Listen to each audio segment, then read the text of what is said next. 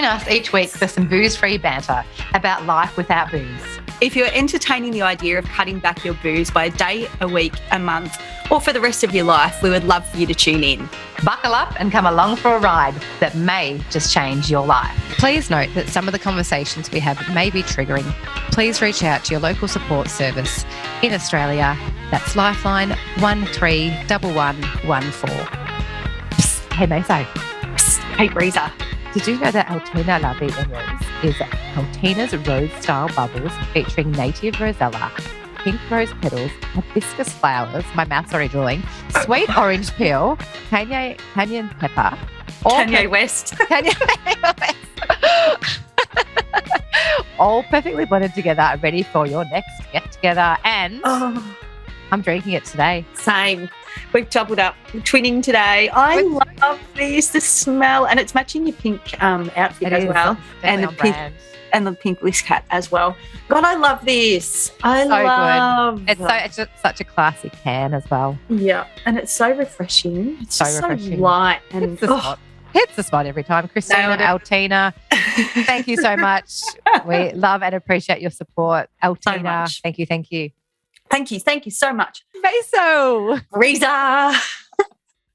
Wowee. Holy dooly. Wowee.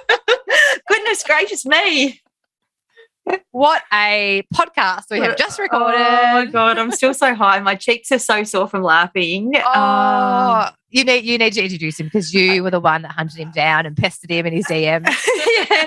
Well, I'm such a fan. So, when you're a fan of someone and they're on, I was so nervy-nally when he came on. Anyway, he is comedian, actor, writer. And I'll tell you all about it in the intro, but it's Ben Lomas. Ben Lomas. What a bloody star he is. Oh, my God.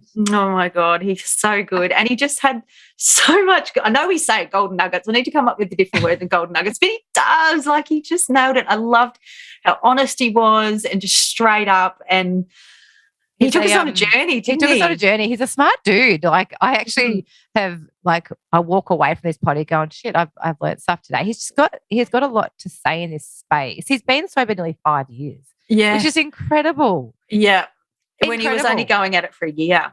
Yeah. And I actually don't know if I know any blokes that have been sober for that long. In your circle, Maso, do you know any blokes? No. None, nada. New territory here on Booze Free Bands. Yeah. Obviously, he's a comedian, so he was bloody piss funny. Yeah. Just so bloody witty. But he did have a lot of stories to share, a lot of wisdom to share. And I don't think I know his story is going to inspire others. Totally. And he just gives that permission to just, if you get back on it, it's not the end of the world.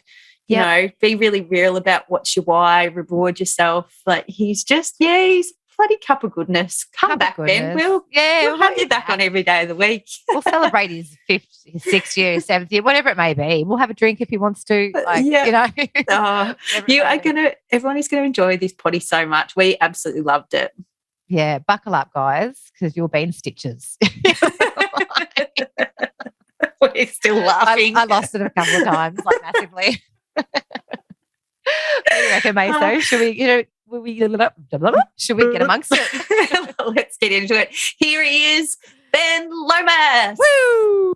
Well, ladies and gentlemen, welcome back to Booze Free Bants with Buddies. My name is Maso, and on behalf of Breeza, we'd love to welcome our guest. He is a husband, dad, comedian, actor, writer for well-named favourite shows, The Project, Open Slather, Hard Quiz, Fix and Specs, Utopia. He's a podcaster. He's the warm-up host of The Voice, MasterChef, and he's the man on the ground. How old is his bio? We're bringing it all in. You were keeping 75,000 people entertained at the MCG. Welcome, Ben Free Lomas. Hello, hi, thank you. Hi, Brianna. Hi, Claire. Thanks for having me. Well, Ben, we invited you on the potty today because you're a funny guy, and we're huge fans of Fitbit Pod, and you and Dill talk about being off the gas. So we wanted to bring you here to unpack that. But you've heard the potty. We're going to throw you straight into the deep. Hang on, just before we start, off the gas. Okay, I'll just put it straight out there. Yeah. Don't like that term. It's too American. You're right. We need to. I've had this discussion with certain mates of mine that it needs. And gas is like we don't say gas unless you've got like a car that's on LPG, but otherwise it's an American. So I was always trying to like off the booze, but I don't know what the replacement of gas is. Like you can't say I'm off the petrol because the sauce, off the sauce, off the sauce. Yeah, that's quite Australian. That's really Australian. Oh yeah. Okay. All right. There we go. Rebranding. I didn't hear that. We've just got our title now of the podcast episode, Off the Sauce. Yeah, Sauce-free bants. Yeah. I like that. So straight into it, Ben. Tell us a shame story when you've been off the sauce. You gotta have shame on it. Shame on it. My one that I usually go to is the reason why I quit booze. And again, I haven't really quit booze, just for the record. Like I'm just having a break. Yeah. Love that. I think I don't know how long this break will be. It was only supposed to be for a year, and now come September it'll be 5. So it's kind of that weird thing where it's like. So for me, the tipping point was I always wanted to try it for a year, and I guess my shame story is I went to one of my best friend's weddings in New Zealand, and I didn't have the children with me. I wasn't part of the bridal party, which is a complete joy because I've emceed every one of my mates' weddings, and I'm so over it. You can't enjoy the wedding. You have to worry about it. You have to worry about everyone. Everyone's having a good time. It's a nice thing to be asked, but I'd rather be the best man who gets to get drunk and tell a bad story. But I'm always the MC, which is sounds like I'm always the bridesmaid. But anyway, it's not it. So it was a great evening. It was a 3-day wedding.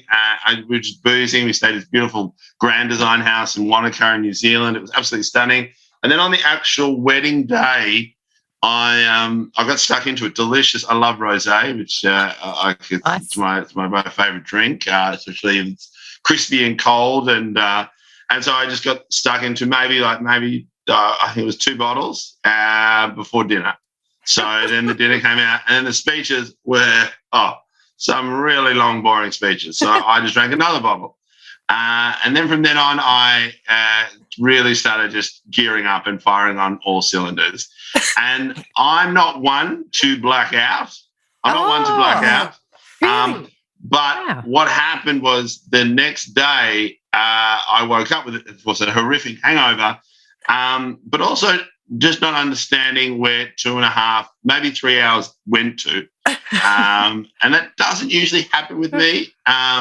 But when I woke up, I looked at my phone, and there were, when you go to your gallery, there was just a lot of black squares. There was a lot of black squares with numbers next to it. And so for some reason, my phone, I'd taken photos, but I'd left it on video mode.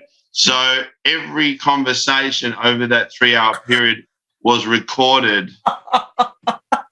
Wow. And there became what is arguably one of the worst hangovers I've had, because I went through each video record and went, that's me talking. Shit. And I used to do this character. When I'm on stage, or with friends, I talk about, being a drunk bogan, like that, like a aggressive marketing guy that you would meet at a conference. Like Kevin. And then I hear that voice, but I'm not joking.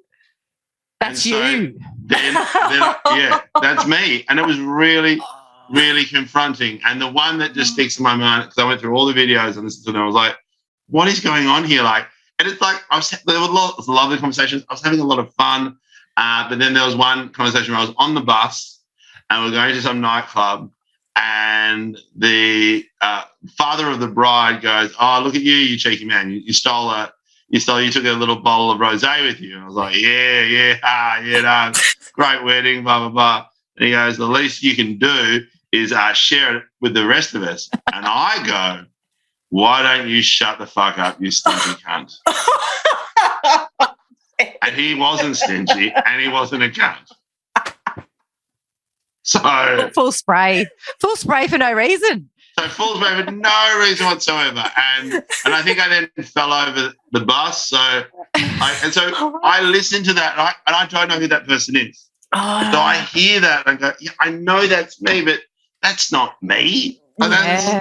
So that's when the panic started sort of sinking. And then we had the barbecue afterwards, and I sort of, I felt like I needed to apologize. So I apologized apologise to the full wedding. Like people were playing music and stuff. And so I got up and, and then, I said, look, I just want to apologise for my behaviour last night. Everyone's like, you're fine. What are you talking about? Everyone's like, you're fine. I was like, do I need to apologise to anyone else? Like I was making jokes about it. And then someone put the hand up and goes, yeah, you fell on my arm. It really hurts. I'm like, I'm really sorry. And then like Auntie Alice was like, you don't have to, it was the best dirty dance you've ever done. I was like, dirty dance with the old aunties. Like, it's not my greatest one, but not too bad. And then there were just a couple of others. And then, and look, I had a beard the next day. I had the hair of the dog. Like, it wasn't like I quit there and then. It was that thing where I was like, I always wanted to try and do a year. Like all my mates, had done it. Like not all my mates, but like I guess mates were just like, try it for a year, raise some money. And then I was smart enough as a parent who'd been hungover enough that I'd booked an extra night in Queenstown. So I didn't fly out the next day and then head home. It's a seasoned campaigner. Like I was just like, I'm not going to come back half cut because my wife will be like, what's wrong with you? Like you can't do this. The kids are yours. And it was in the hotel in Queenstown. And then I was just there. I was like, God, I don't feel great. And then I woke up the next morning and caught the plane. And it wasn't until I was at the airport. I was like, maybe that's how I do it. I'll just fly back into Australia and go, let's just try it for a year. And that's where I bought my first self-help book, which was Eric Tolle's The Power of Now, which, look, to be honest, is a very hard read. I don't recommend the book to anyone because it'll take you about 5 times to read it. But there was one bit in it that I was like, look, if you're going to do it, just do it now. And then just try and just stick to it, right? And start with one. And so that was it. So that was the thing that, and to be honest, whether that was going to happen anyway, which is probably going to be the case because I already thought about it so many times, but because I thought about it enough that it was the wedding seemed like the catalyst to start it. So that was pretty much, and I felt a lot of shame, even though people told me it wasn't shameful, but hearing my voice and going, but how many times has that guy come out over the last? Did you have you kept the recordings? Yeah. Or are they I listened to them once and then I deleted them all. That was enough. I deleted them straight away. Would have been a whole little podcast on its own. We would have really liked that little bonus step. Totally. You can go through it, just like each one and dissecting it. And I was telling, I remember I don't remember all of them because I was quite hungover, but I remember that one. The other one I remember was talking to some farmer from New Zealand and having my opinion on how to do crops. Brilliant. I don't know anything about farming. Brilliant. Like the arrogance, just such arrogance. So, look, you might have planted a seed in his head, and he might be doing farming differently these days. Who knows? Totally. Yeah. So Maso and I were both blackout drinkers. So Are you both from the country? Yeah. We're both Kerrang Bendigo. Yeah. So I feel like that, as much as not to stereotype, is a very country thing. Yeah. Well, there's nothing else to do. Just wipe yourself out. But that doesn't sit well. There's heaps to do out there. There is, but I just assumed everyone was a blackout drinker. No, actually, I assumed nobody else was a blackout drinker until I met everyone else that was a blackout drinker. So I'm curious to know more about the didn't black out, because I was like, but isn't that what you just do? You drink, then you forget the night, and then you try and put the pieces of the puzzle together the next day. That was always like the mystery the next day. I was like, how do we get there? And do you guys both live in the country? Currently, right now? No, I'm in Melbourne. I said, you're in Melbourne. Because I just came back from a wedding in so way north, like maybe 7 hours north. I won't mention the town because everyone knows each other in the town. Everyone listens to it. But I found myself talking to women your age who all got married in their mid-20s, who had kids very young, who were just massive blackout drinkers, but then have just pulled it in. And I was the only male there who wasn't blind drunk, but they were all totally fine. And because we were talking so much and just talking about, they didn't know me. I just met them at the wedding. And all we did was talk about their relationships. That because I could communicate, unlike their husbands, they thought I was gay. It was so bad. Like, really? Not bad in the sense, I was like, just because I could communicate, You think I'm into men.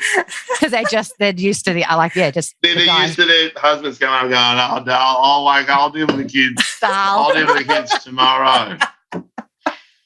It's a bit like that, like BNS culture. Mason and I have spoken about in the past. Like, just go there and get as blind as you can, and you wake up in the back of someone's ute or in someone's swag, sort of thing. So Ben, let's take us back. Ben, take us back to your childhood. You migrated to Australia with your family from the Netherlands in 1983. So you were just a pup. Yeah. Tell us about your first memories of booze, and tell us about your first drink of alcohol. Oh, that's a good one.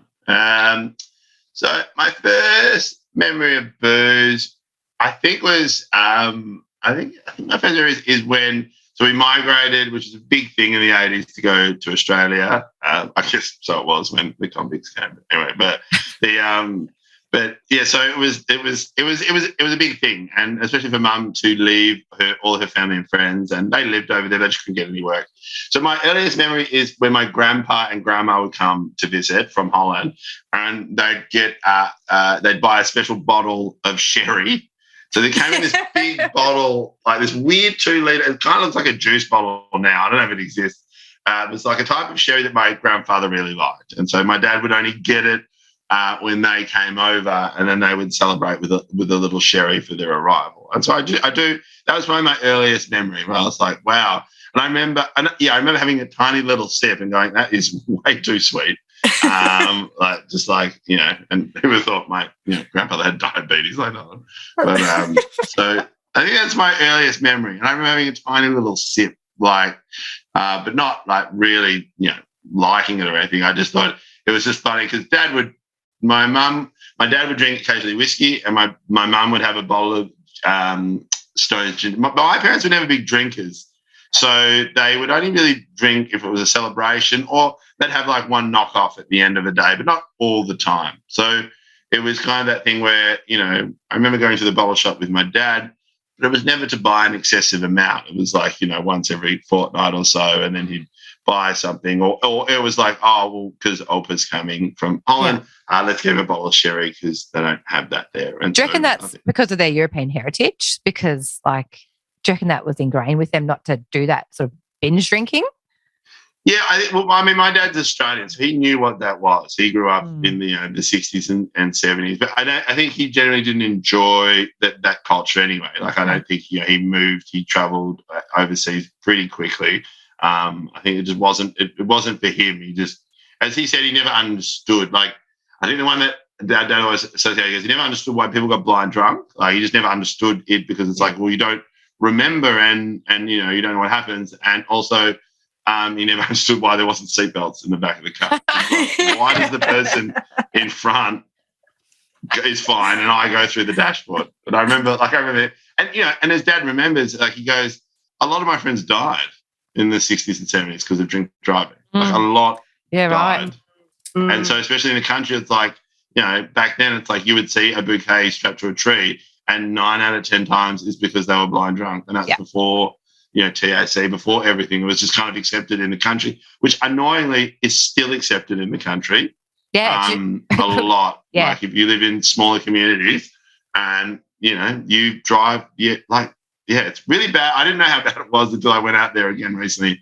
We spoke about that, about you have your pub car, like you have an old, clapped out car. Yeah. That's the car you take to the pub and drive home.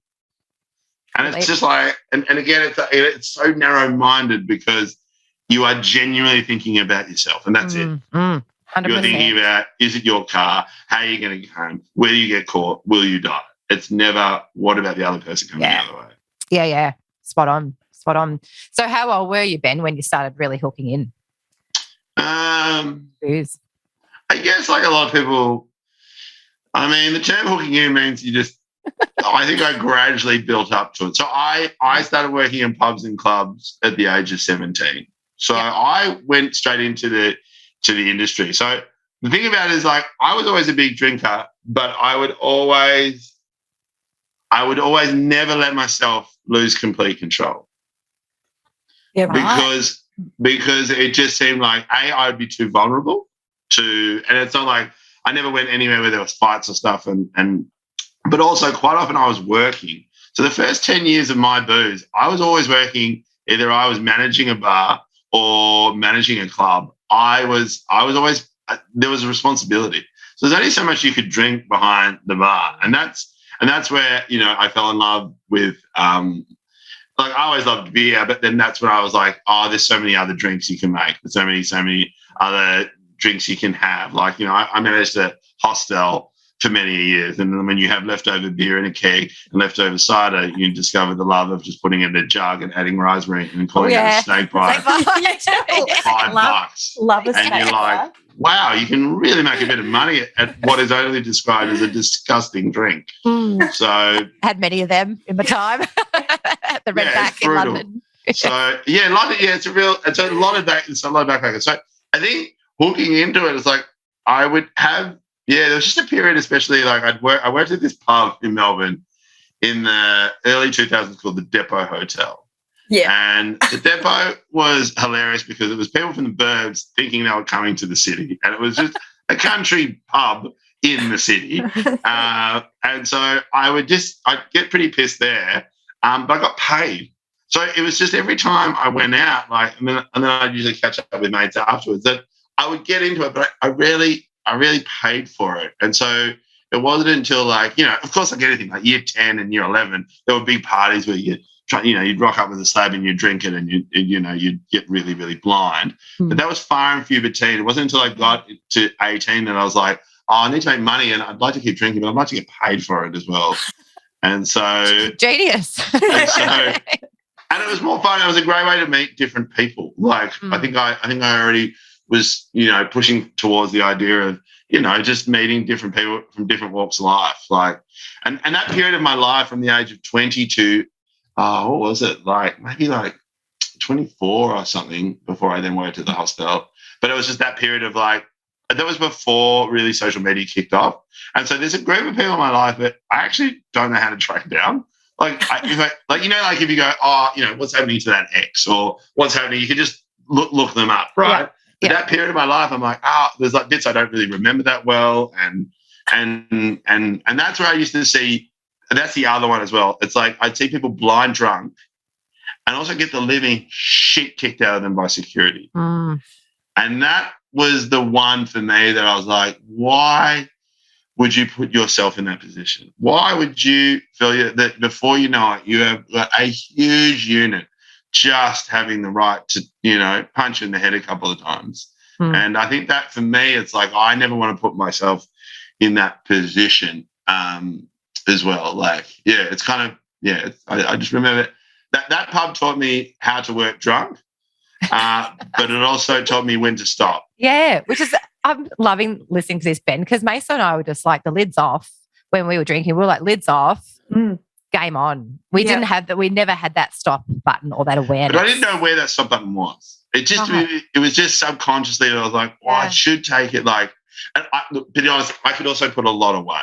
So, and I love getting other people. I love getting other people drunk. So when I just remember this. When I used to work at the Depot, what I'd do is I'd be like, if someone ordered a particular drink, we called it was Maduri, something else. We had to get through Maduri because no one fucking drank it, right? So I would illusions. I put all these little, and I would hide all these little shots everywhere with like, and then so if someone found or ordered like an obscure drink, like it was like a Johnny Walker Blue, and they'd take the bottle off the shelf, there'd be a little shot, you'd have to take it. So I'd get all the bar staff absolutely blind. I just love generating the vibe. So I always thought, well, if everyone's drunk behind the bar, we'll have more fun. If we're having more fun, we'll get more tips. Yeah. So it was very tip driven. And I discovered that they split the tips up in half. So I remember that I used to work with a girl called Sonia, and I think the other girl was, Natasha. Anyway, they were super hot. Weren't the greatest bar staff, but they were super hot. But I just remembered, I was like, well, if I just flirt my ass off with them and we're just having so much fun behind the bar, we'll get so many tips. And it worked. I couldn't believe how well it worked, because it'd be like, then we'd split it between the three of us. I earned fuck all of those tips, but I set the vibe to make those tips. So you did. I think and then from then on, I then worked in a hostel. It's kind of the same vibe. I love drinking. I love drinking with strangers as well. It was really weird. It was like I think I was going through this phase in my life that I wanted to meet new people, and then and it's like because the thing about it is if I got super pissed, I had friends who would bring me back to zero. So I remember once, which shows the depth of where your relationship's at. But I once got so pissed that I was like, I used to hop on my bike and ride home all the time. And maybe that's the Dutch. Everyone in Holland does it.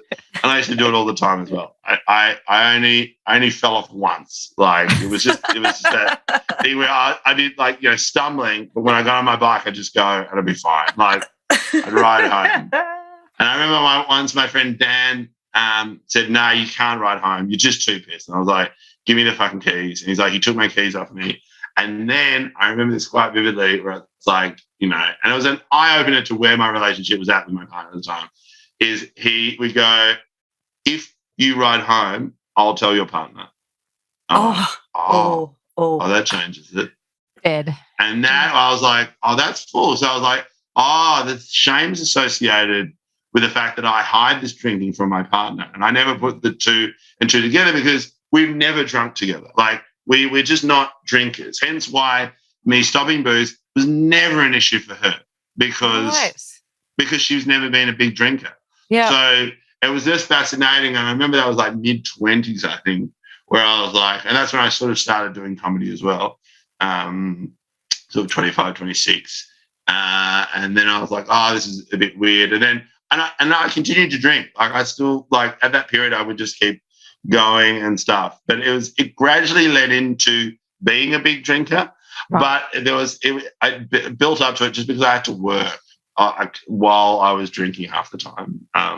So that's kind of went hand in hand. Yeah, work got in the middle of it. I love that. So you were quite strategic. You're responsible. You love getting everybody else a bit sideways. Yes. You did touch on that before earlier about how you came back from New Zealand and what was the catalyst? Like if you haven't listened to Fit Bet Pod, which is where we got onto you and why we brought you on the potty, you and Deal talk about being off the gas. Sauce. Stop the sauce. Sauce. Rebranding. It's happened right here. Ben Lomas rebranding. So what was a defining moment? What was your last drink? And how did that? So last drink I remember was the rosé. It was delicious. It was New Zealand rosé. It was just it was absolutely stunning. Though I have been informed it was whiskey and a cigar, but I don't remember that, so it doesn't really count. So there was this room up the top where it was like cigars and whiskeys, and I stumbled across it. And so I don't remember that bit. I remember having the cigar, but I had a whiskey in my hand. And was there any recording of you drinking the whiskey? Taking the whiskey.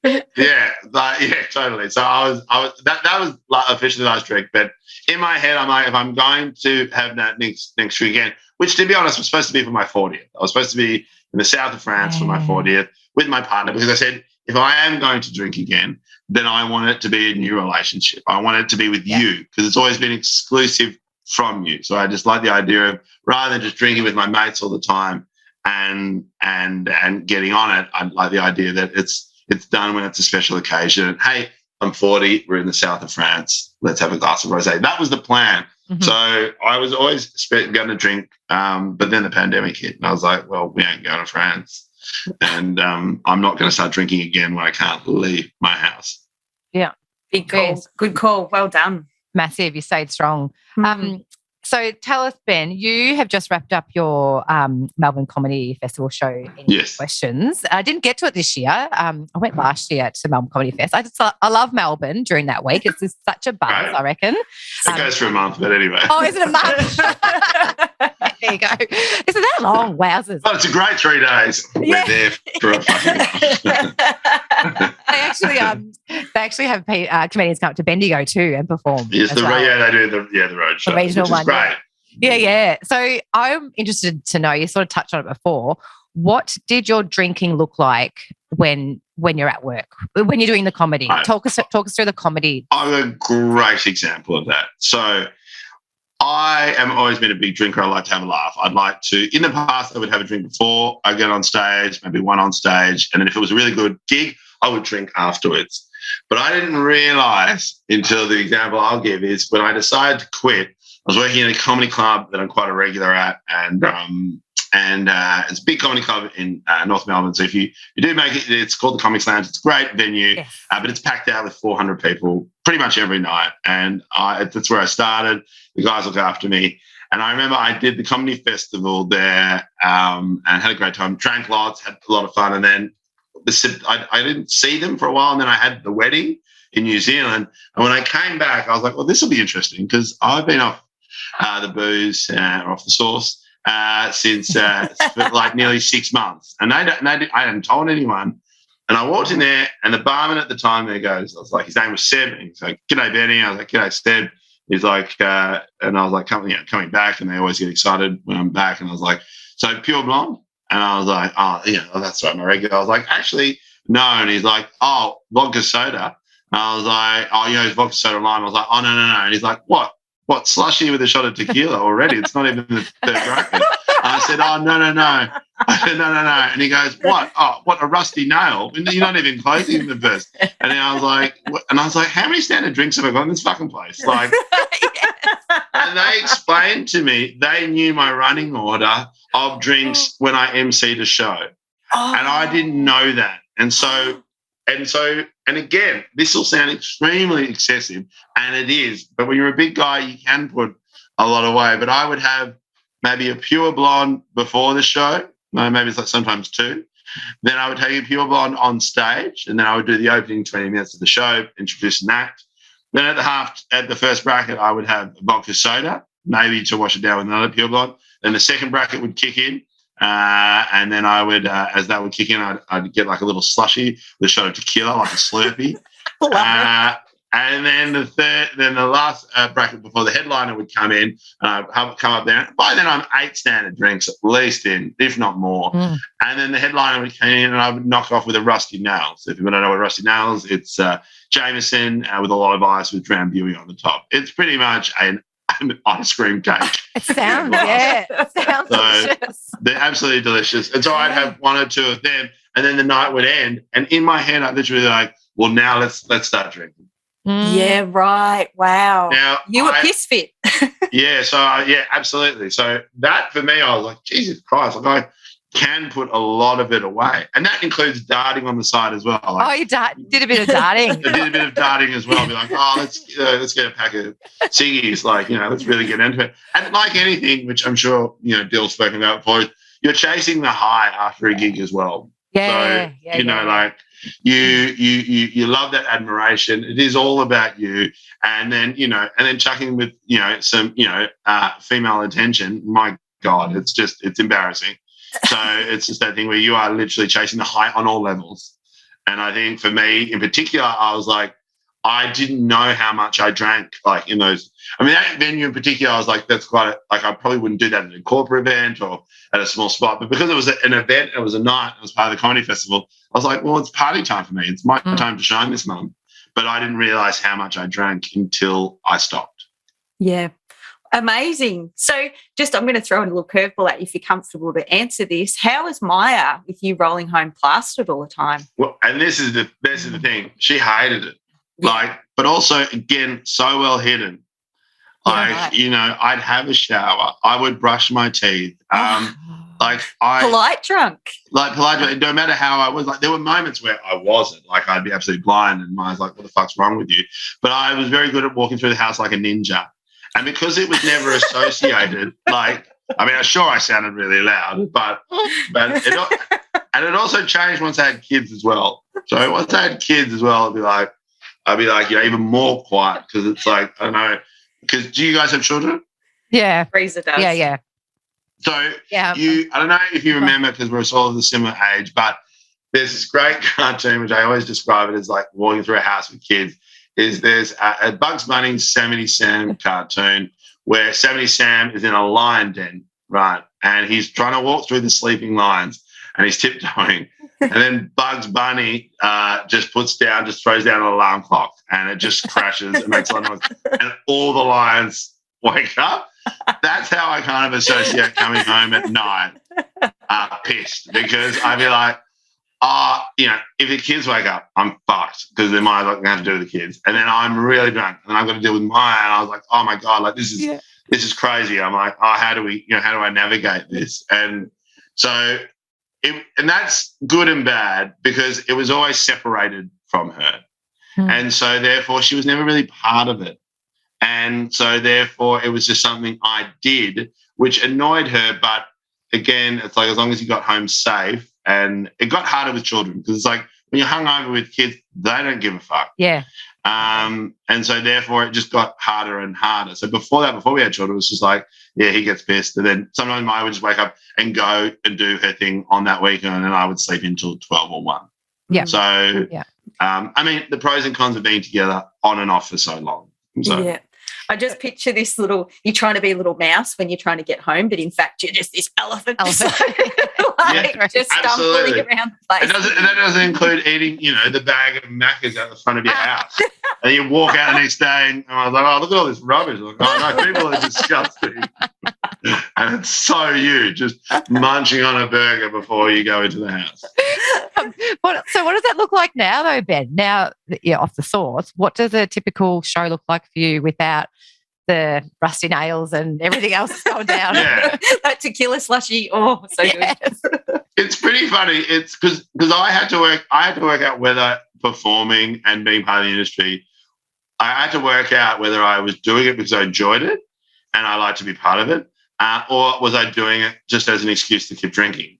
Like I really had to. It was going to be a confronting time. I was like, well, am I doing this job for the right reasons? Like, and so now it's totally different. So now, like at the moment now, like tonight I have, I've got 3 gigs tonight. So how that looks is again, we didn't work for 2-3 years, and then now it's just like when it rains it pours. And I work a lot in TV behind the scenes. I do a lot of warm up for television. I don't have the profile as other comedians, so I kind of do a lot of it's weird. You're super famous or you're super poor, and there's a handful of us in the middle who do quite well, but no one knows who the fuck we are. And that's fine. Like to be honest, I'm actually quite happy with that at the moment. But it's like those 3 gigs, it kind of you kind of like look at each one differently, and then also see what you can take out of it. So you strategize it a lot more rather than just I'm just going to get pissed at this gig.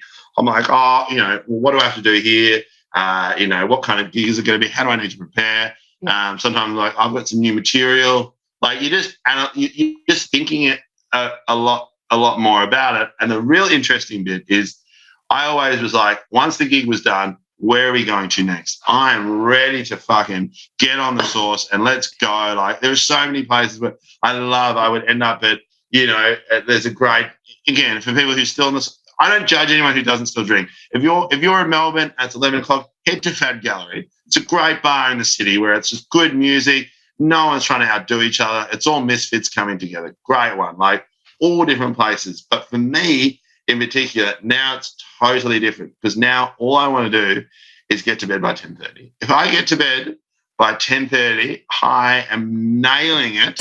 Yes. Because all I want to do through the week is I set my sauna. I have a sauna at home. I set it up to kick in at exactly about 5:30, and so I wake up at 6:20 and I walk into the sauna. And then because I've had enough rest, which just turns me on if I've had enough sleep, and then secondly that I know in the morning that I'm going to have my sauna and my cold shower, and then when the kids wake up, Dad's in a good form. That's for me the big thing. I remember hearing that on the potty, and I was like punching the air when you and Dill both talked about going to bed early because you're excited to go to bed early so you could get up early and just eat up the day. I'm like, yes, that's me. Like, amazing. It's so like it's just such a different.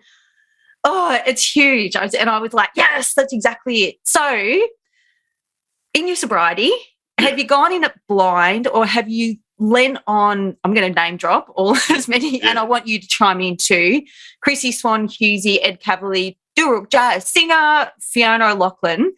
They're all sober. Can you tell us some more sober comedians? And did you reach out to them for advice and support?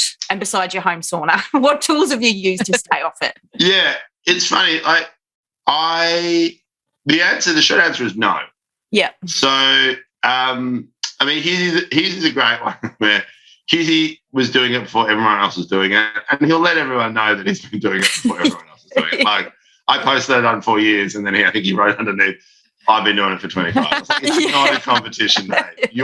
We know that you're. Anyway, I love him, but yeah, it is really supportive. Like, I think it's the other way around. Like, especially with Chrissy, I know Chrissy become a close friend recently, which has been really nice. And for her, it's just like, I mean, she's such a driven woman, and she's so clever that, for her it was a life-changing event as well. That it's like, like she's like, I need to make some changes. You do it within yourself. So I don't think it's sustainable if you go, and again, I mean, with the 12 steps is a different thing because you need a sponsor, you need to have someone to check in. But for me, it was largely the fact that I was like, and I don't know where it came from, but I was like, I need to do this. And I wasn't sure whether, is it just for my health? Is it just because, I want to save money, just because I want to push myself? I think it was like a whole bunch of those factors and not really being able to pinpoint one of them that made me realize that I was like, I'm literally doing this for myself. And arguably, maybe my relationship as well, because, I don't think I could go back to it, to go back to that lifestyle.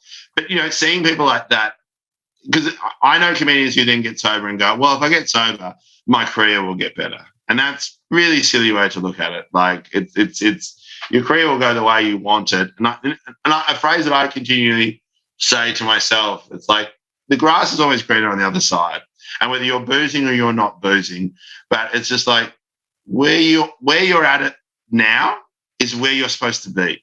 There's just no, like, that is just that's where you're supposed to be. And you can complain about it, or you can genuinely accept it and go, this, whatever happens next, I need to be here right now. And I think, and people say it's, a different thing of like just, being present or what it is. But I think if you start accepting that at the moment, then you won't start looking. The grass will always be greener on the other side. And the sooner that gets lessened, which a lot of people lessen by drinking, like they want to push their emotions away, or they want to push it away. But the biggest support is probably Dill, if I'll be honest, because we do the podcast and we talk about it a lot. Dill's a very driven person and a lot more driven than I am.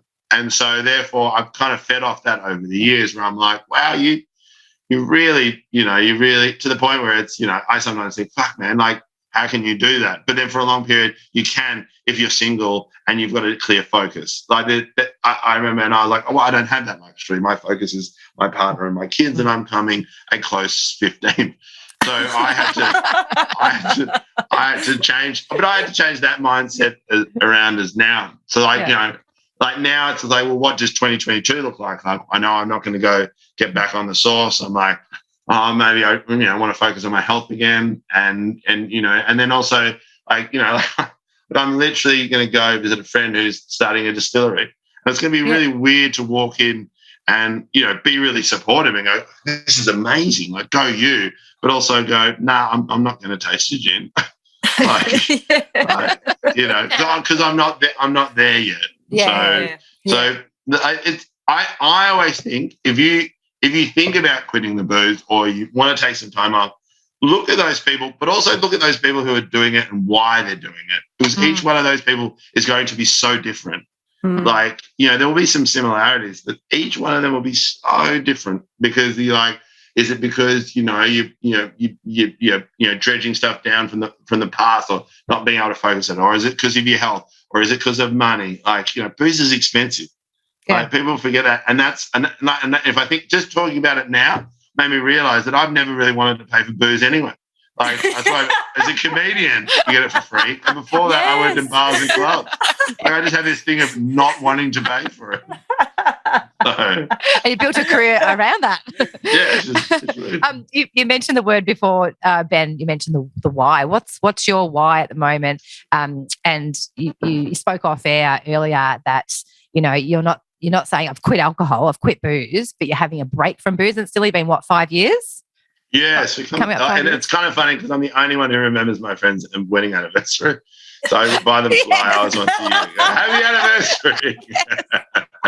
Favourite friend, right there. But tell us about what's your why, and do you see yourself How do you see your relationship with booze now or in the future? Yeah, it's funny. I have no one at the moment to drink again at all. Like, there's no, and I think the why when it was happening was like, I was like, like when it was happening, it's changed so much from what it is now. So now, like, the reason why I still don't drink is like, why would I undo all the good stuff that's happening because I don't drink? Like, why would I jeopardize, a whole Saturday morning with the kids? Like classic example, like I was at swimming with the kids on Saturday and I just saw two dads just so hungover, just like at the pool, at the chlorine, and one ran off to the bathroom, definitely having a spew. Like, definitely. The heat. Like the heat, the whole noise, and so, it's like, currently I was like, why would I change something now that seems to be working? Yeah. Do you ever white knuckle though? Like, do you ever go through times where you're white knuckling and go, I just want to rip the lid off a beer? Or are you just so set in your ways? Yeah, it's funny. The only time I feel like that is I think when I know there's going to be a big party or it's like it's a big weekend away, and then I'm like, I was that guy. I was that guy who could run that whole weekend at party. I'm the one who'd be in charge, knowing that by the end of the week, this is the best weekend we've ever had. Yeah, that's when I miss it. Yeah, that's when I miss it. But I also didn't have to put in perspective. It's like, I'm not in my early 20s. I'm not single. I'm not chasing all that now. So it goes away pretty quickly because, I don't know if you have any friends who are 40 and single. It's a tricky time because either you're coming out of a divorce or you've just never let go of your single life. And so it's this really catch-22 that, that period is fun, but also pretty brutal at the same time. Because it's like, either you're making big changes in that moment or you're not. So, the why is, and I reckon that will change as well. And I think that the longer you don't drink or and part of me is like, can I have one drink? And then that's it. And I don't know whether I'm there yet. Like, I don't think I am. Like, it's a slippery slope. And I say that, like, people say that all the time. Dill says it as well, but it's like, but is it? You don't know until you take that first drink. Maso's gone in and out of it, and I'm like, what am I, 11 months sober? I haven't been there, but Maso has done that whole dip my toe in, a few times. But what was it? Was it an event, or you just felt like you wanted to, or various reasons, even no reason, whatever it was, whatever was going on, or just to try it, just to go, we should try it again, or just get back on it, and I'm just curious as well, purely because it's like, then, because if you dip into it, then it's like that's the thing. Like, if you dip in it, that's fine. Then if you can dip in and out, it's like, then you've changed the original behavior anyway. So then you've changed the habit. But like, so I'm curious now, because I did that with smoking, where I was like, I quit smoking and then I was like, I have a little bit here, and then it wasn't until I was like, I'll just try one. I was like, I shouldn't, because then once you start. And I had it, and it was the most disgusting thing I've ever had. And I was like, oh, wow. I was like, I've genuinely hypnotized myself to not want it at all or find it disgusting. And I'm curious whether that happens with booze as well. Like, so the first time that I tried it again, and even the thought, I don't know about you now, the thought of putting an alcohol drink to your mouth, it just feels and smells like wine would be like petrol, like metho. And just the thought of it.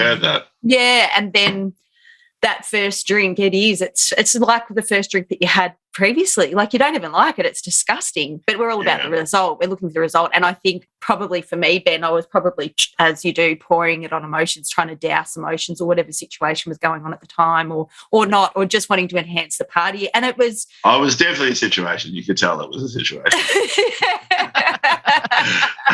I love it how you danced over that and you don't want to go into details. That's totally fine. I respect that. But it was definitely an incident. Many. Yeah, I think Mason and I always say we love getting drunk. So I know if I started drinking again, I'd be like, let's giddy up, because I just love getting drunk. And that's the thing. I was never a bad, like, in that one time where I talk about how I'm shameful, it wasn't that bad. Yeah. But I'm a fun drunk. I love to get the party party started. I love to, like, that's the thing. Like, but then in listening to the videos, I was like, well, you're not fun all the time. There are times where you're a bit of an arsehole. Aggressive marketer. Yeah. It's so funny, Ben, that since we've been doing this potty, Breeza and I, and our shame stories, I've realised how aggressive I was drunk. And I remember people would say to me, oh, you're so aggressive. I'm like, no, I'm not. And as a human, as a normal sober person, I'm not aggressive at all, but get boozy me and it's just Fight Club. Like I used to get quite aggressive, but it wasn't me. And so I could really hear that when you were talking about that and talking about the voice. I know when I'd start to get pissy, I'd go up a few octaves, like I'd really talk, like really high. And you don't want to be that annoying person who talks all the time, and no one likes that person. I got to the point where I couldn't even speak sometimes. I don't even want to talk to you because I can't even get any words out. Like, whoa. And also, and that's why I find, and that's where it's like maybe that shows the difference of me growing up in the city, because the idea of getting legless, I'm not saying, but there's just such a thing in the country about getting blind and passing out and being legless and not being able to talk, which honestly is one of the most unattractive things in the world. Like, there's nothing hot about it. There's nothing like to the point where it's like, and then, and quite often back in the day before it was considered, normal, it was like people did that to literally get rid of trauma. Like, that's why they did it. And then now it's like, what are we getting rid of? Like, you're 18. Like, how much trauma do you have? Like, I'm not saying that people don't have trauma at 18, but I was like, I remember just going to the country going, I think there's not much out to do here, but like, you're getting absolutely blind. Like, poleaxed. Like, poleaxed. Yeah. And then on some of the worst alcohol I've ever seen. Like, we're just like, what is this brand? Who made this? A wheat farmer. And how old is it? Yeah, like, yeah. So I totally get why you've dabbled in and out. But yeah, I don't know when it's going to happen. I know it will happen one day. Yeah. Like, part of me thought how cute it would be is if I did it when my daughter turned 18. Part of me is just like, who knows what I'll be doing, by then. Like, I get her in a headlock, give her a shot. Yeah. Like, who knows? But then part of me was just like, kids, but if you don't, and that's the thing I'm really trying to give an example of too, is like they are growing up in a household where parents don't drink. Yeah. Now, I kind of, to a degree, did that as well. But I just like the idea that, that they can walk away and just go, I don't need to booze every weekend. I don't need to get effed up. Like, I can do it, but I just like, it's okay to be the responsible one. It's okay to be the one driving everyone home. Ben, honestly, Drew Charles, we're interviewing him tonight, actually. His book, he talks about the parents of Australia. Like, so many people see their parents or their dads drunk.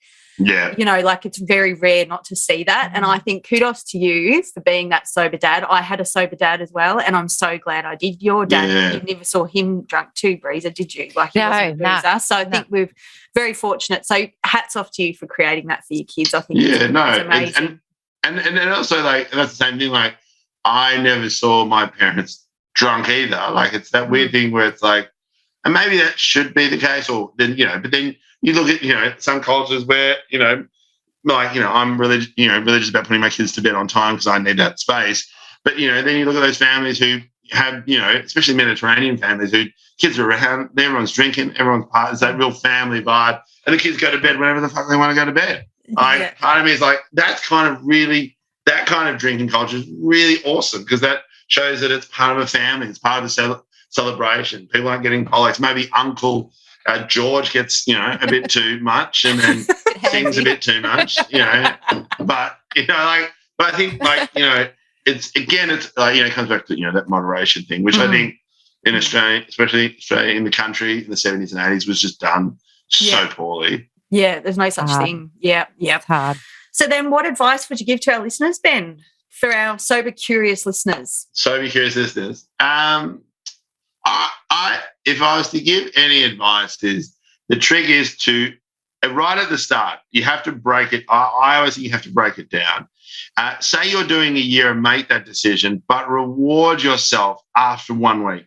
Yeah. And, and just reward yourself. If you make it through a week, you're like, fuck me, I'll buy something at JB Hi-Fi. Just reward yourself, because either way, you've saved more money in that week of not drinking than whatever the fuck you buy. Like, and then kind of replicate that again. So do that at the month mark, do that at the 3-month mark, and then at 6 months, book a weekend. If you get 6 months, go somewhere. Like, and then also, because when you go somewhere, it's sometimes the hardest to not drink up because you're on holidays.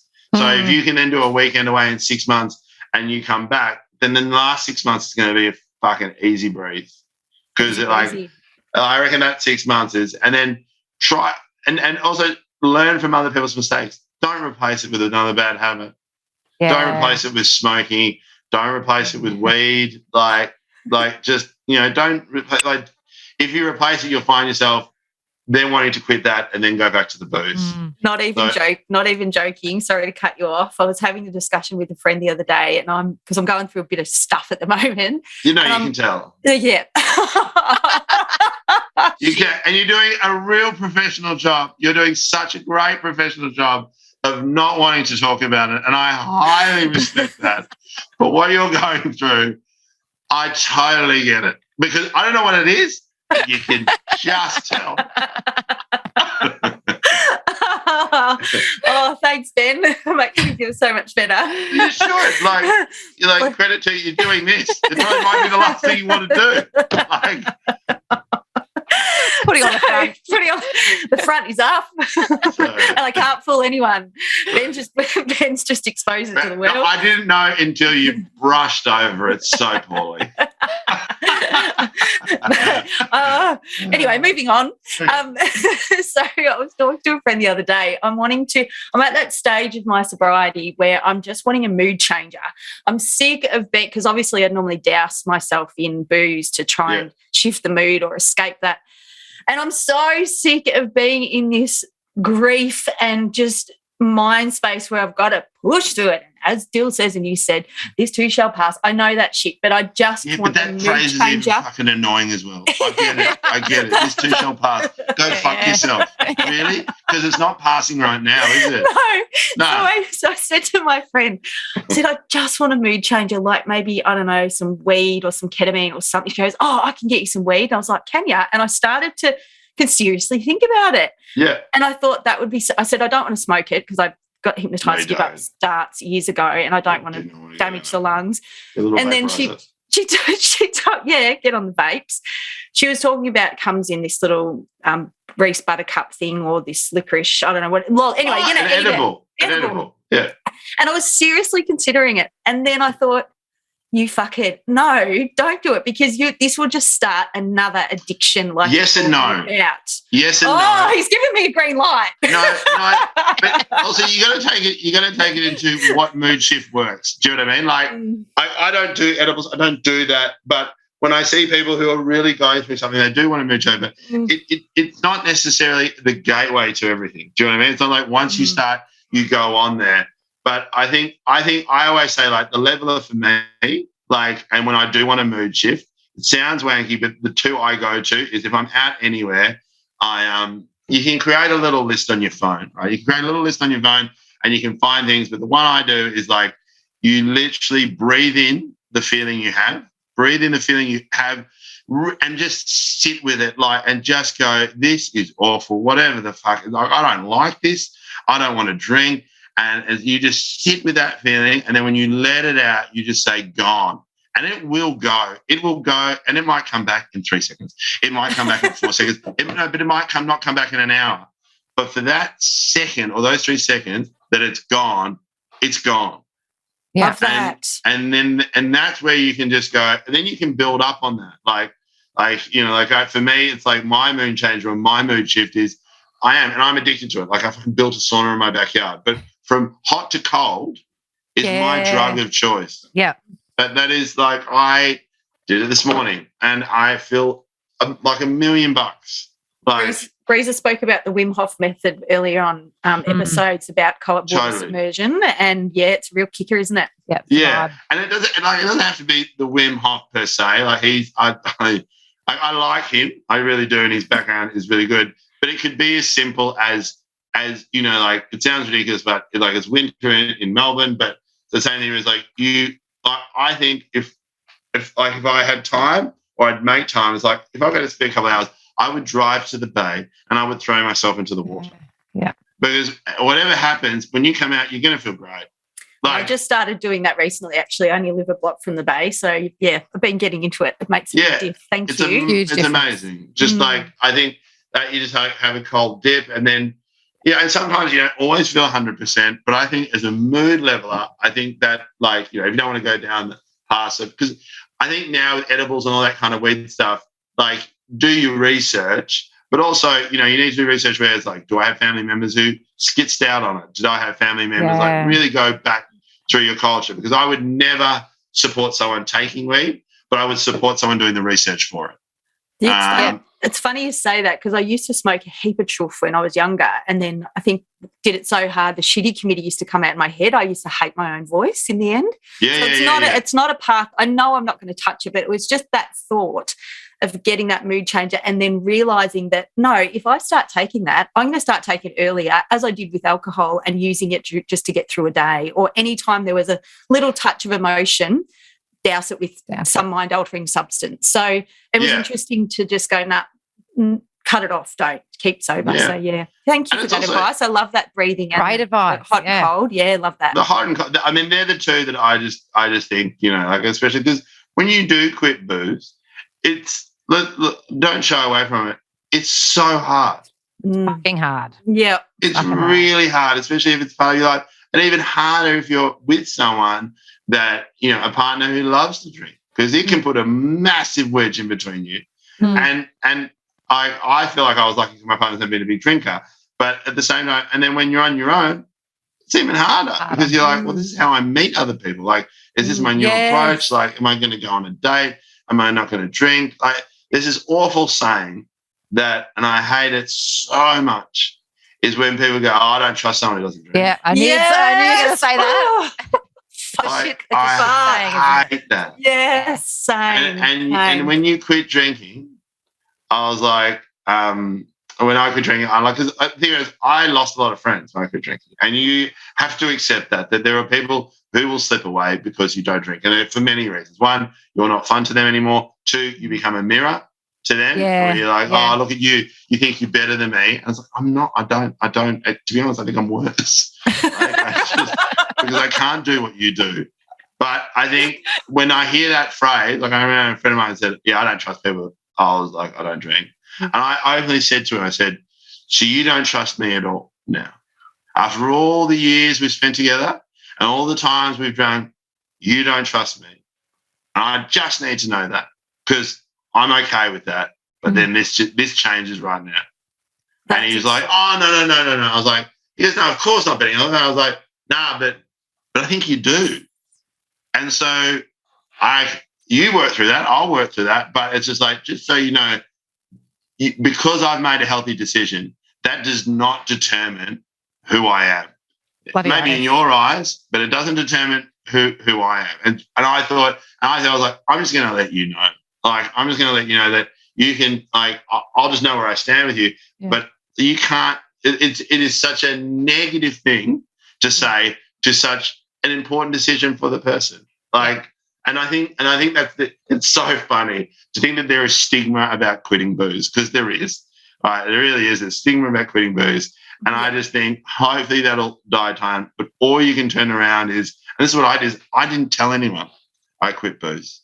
I didn't tell anyone. I tried to go as long as I possibly could, because I didn't want to hear that shit. And to be honest, if you do it, I'd say don't tell anyone. Keep it on the D-low. Keep it on the D-low. Because you don't want to deal like, blah, blah, blah, blah.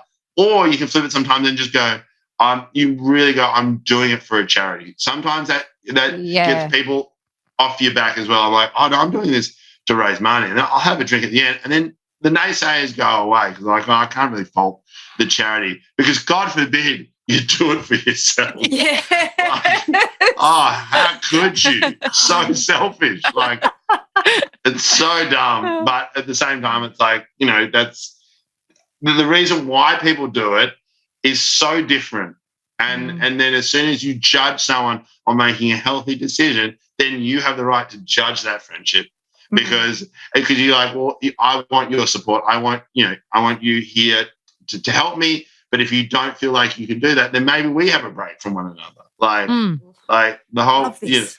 So I just, I think, and that's the thing. Like, even if you have a drink or you dip back in it, it's not a loss because you've already made the healthy decision along the way. Like, and your reward levels of whatever it is can be, because if you make it to that year, then like sometimes, like when I made it to that year, like I got very emotional. I got very emotional because I'm like, wow, so much has changed. So much has changed in that time that I didn't really have time to reflect on it. Like I was like, whoa, I was like, I'm healthier. I've saved more money than I ever thought I could. Like just so much. How is stuff. that a thing when you didn't pay for booze anyway? That's what makes it worse. All the other crap that goes with it. If you really want to do it, probably and again, what I did is 6 months in, I then went, you know what? 6 months in, I could probably actually pull this off.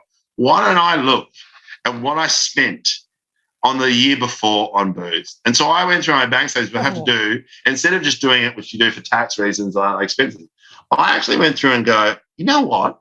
I'm going to calculate how much I spent on those nights out, because you can see on it when you take money out of the ATM where you are. What time and it I is. just started highlighting it and just going through and going, whoa, I get it for free, but when I don't, I shout every single person under the sun. I'm taking cabs to anywhere. Like, it was disturbing. And so, and just an example, I got it for free, and in the first year, I saved $22,000. I was about to say, what's your ballpark? Wow. $22,000, and I was one who got it for free. That's a family trip to America.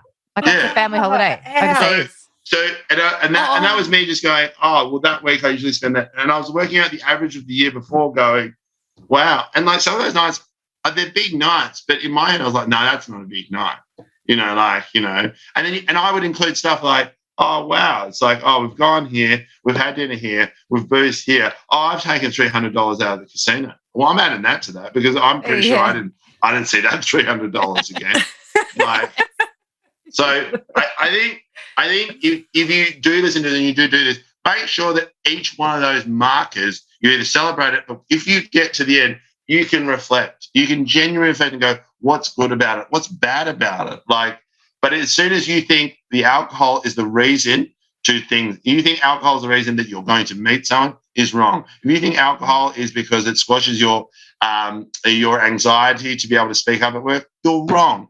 Because you can always find a way to do it, always. And I think that's the hardest bit ever, because I think for so many people, it's the easy way out. Yeah. And it is, because it's great. It tastes good. Everyone does it, and you feel great. Yeah. Oh, touche, Ben. I want to bottle that whole thing up. So, the other thing too is the time that you get back. The time you get back in your own life. My God, it's How do you measure that? The hangovers.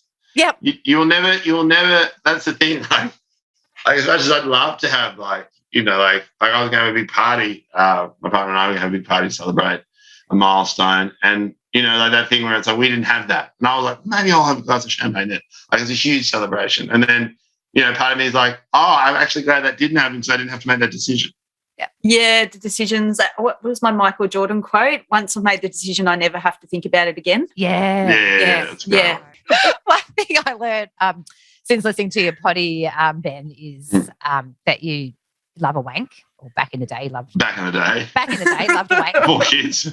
And you spoke about how you, as a teenager, you would watch, SBS, and we all know it was on a Friday night about 9 o'clock. Yes. And then the nudie shows would come on, and just by saying, how you get the little letters of before the yeah. S is for sex scene, N for nudity. And just by saying those letters, it would make you bar up. Yes, totally. I can link that back to alcohol, because just the whole ritual of getting home from work, getting a nice wine glass out, pouring liquid into the glass, whether it be wine or not, you get an instant dopamine hit. Absolutely. So it's that whole ritual. Do you have a ritual now, Ben, or do you drink alcohol-free drinks? What do you? Yeah, so I don't do the alcohol-free drinks. My work makes life a lot easier because I'm quite often away in the evenings. So when I'm at home, so say I'm, I work maybe 5 nights a week, approximately at the moment. So when I am at home, the ritual quite often is a cup of tea, usually rooibos with a bit of honey and milk.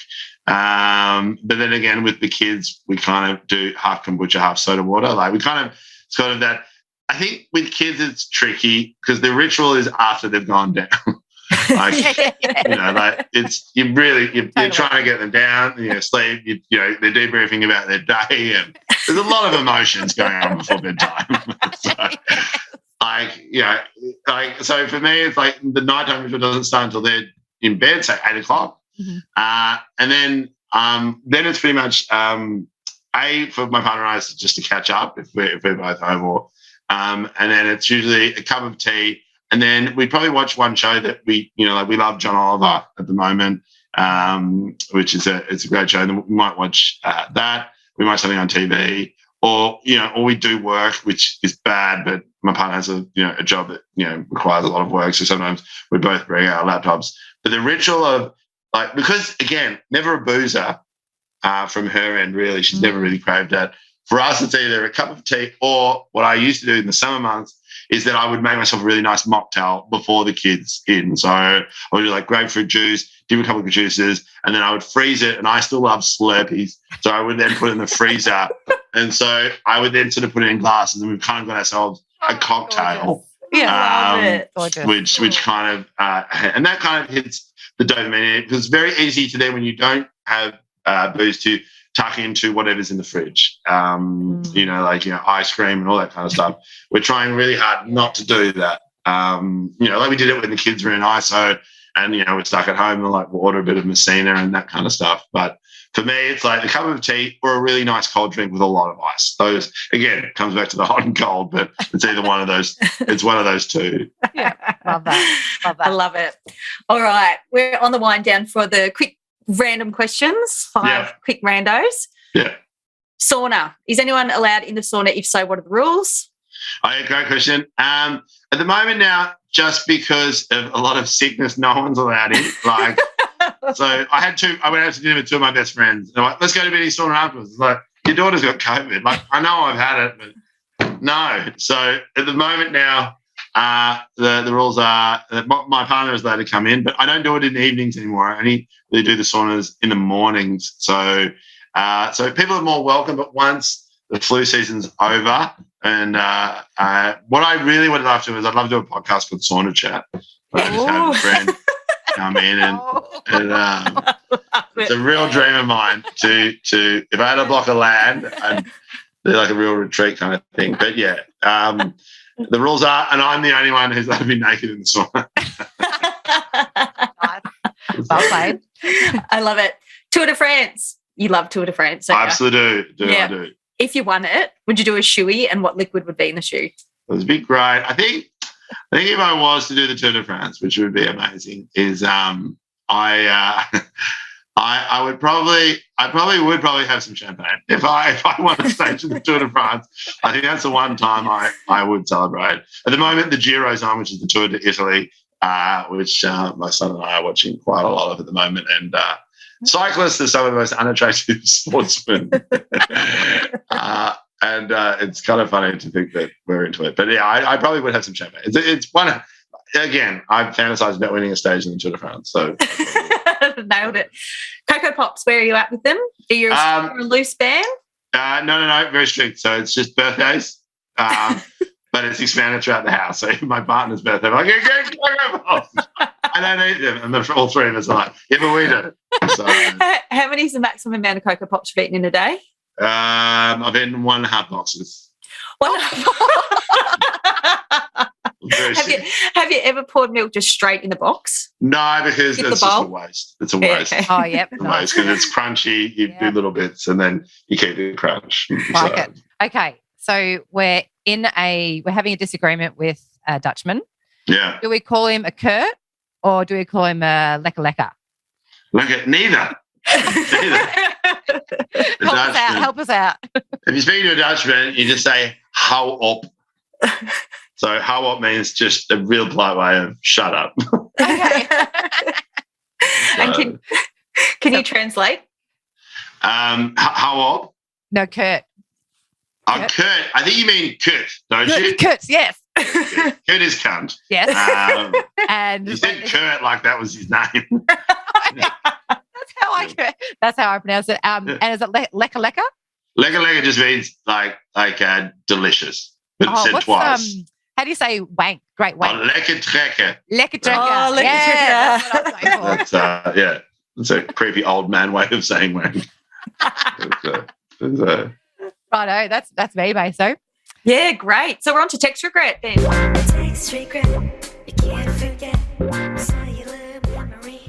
I'm not one to text. Like, I usually would rather call. Like, Made any abusive phone calls? I've done it. I've had some amazing voicemails over my time. Yeah. So, absolutely. Spray, full spray. No, they're more like I get quite nostalgic when I'm drunk. Oh, love that. So I'll call like an old friend or even an ex-flame and go, I hope you're doing well. I hope you're having a great life. I think you're beautiful. And I think you're great. And I'm sorry I was a dickhead. It should be years ago. I hope you're having a great time. And then I used to do it with friends. They're like, mate, can you just calm down on the voicemails? I just want to let you know I love you. Yeah, I love that. I reckon this was before the time you could reshare the voicemail. Yeah, You can. So that's probably a good thing. Have you ever had to send back a voicemail that someone sent and have a listen to yourself? But again, before my time, I reckon. And also, to be honest, I'm not that savvy with the phone. I now do a lot more voice memos. I think I do a lot. Love that. Just Do you use WhatsApp? Do you use WhatsApp for that? So I've started doing them a lot more because I've had a couple of friends who've just misinterpreted text. I'm like, oh, fuck, I don't have time for this.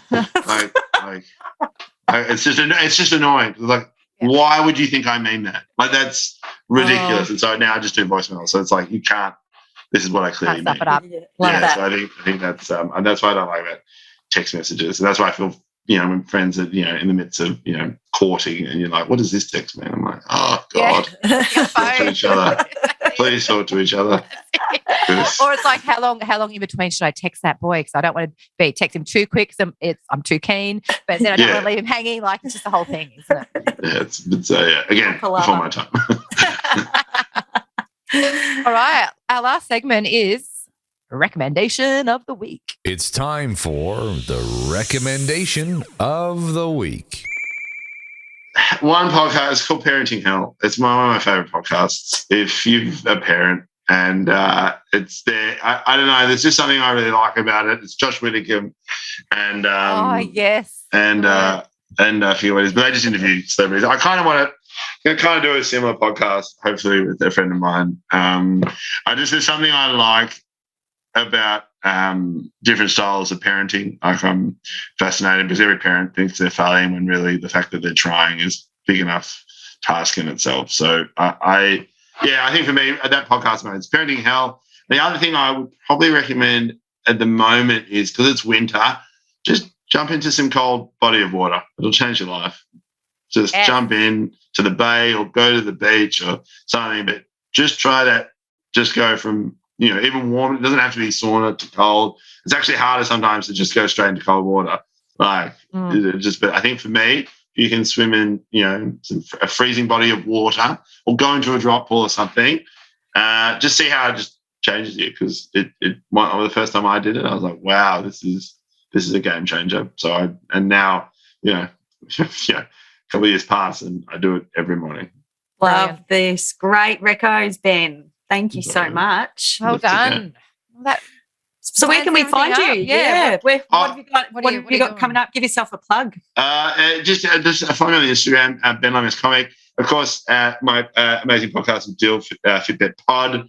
We just did that 200th episode, which is nice. Oh, unreal. Well done. So that's exciting. So so give that a listen.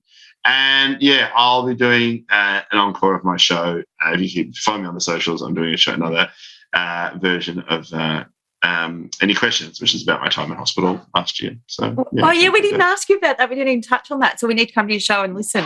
Absolutely. It's great. That'll be in the middle of the year. So Josie. You've been a cracker.